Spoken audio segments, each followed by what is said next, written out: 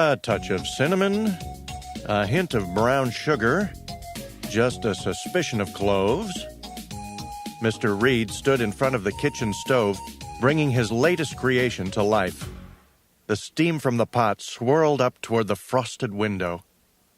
Yes, sirree, on a chilly morning like this, everyone needs some oatmeal that will really stick to your ribs. He swiveled around quickly, presenting a steaming pot. The rest of the family was sitting at the table.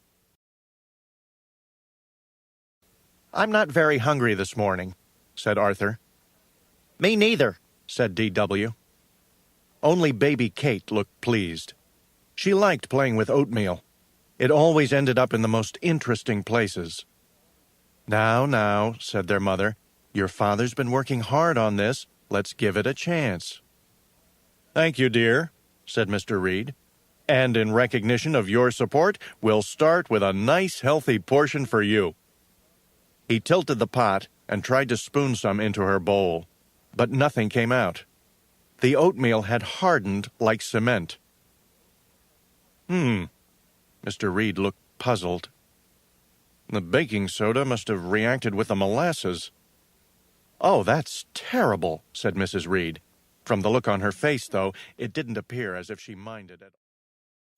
"That was close," whispered D.W. Arthur nodded. "Looks like we'll have to make do with regular cereal," said Mrs. Reed. "Arthur, would you—" "Sure, Mom." Arthur got up to get the cereal from the cabinet. Mr. Reed put the pot in the sink.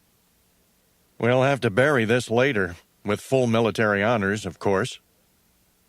Arthur opened the box of Crunch cereal. It was his favorite. His father shook his head. "I don't understand the appeal of that sugar-coated cardboard. Believe me, all you'll get from that stuff is a mouthful of cavities." "We're willing to take that risk," said D.W. As Arthur shook out a serving, an envelope fell out of the box into his bowl. "Wow," said D.W., "and I thought letters only came in alphabet soup." Arthur opened the envelope and read the note inside aloud.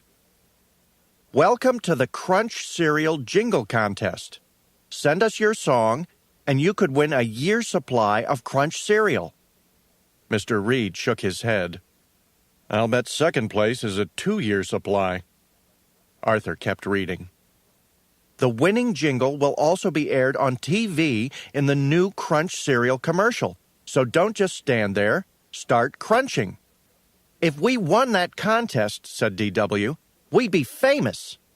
"There's something here in the small print," said Arthur. "Include 20 box tops with each entry." He sighed. "That's a lot of crunching." "Isn't there something about void where prohibited by law?" asked Mr. Reed. Arthur looked. "I don't think so," he said. "Good," said D.W. Arthur dumped some cereal in her bowl. "I'm glad you feel that way. If you want to be famous, start eating."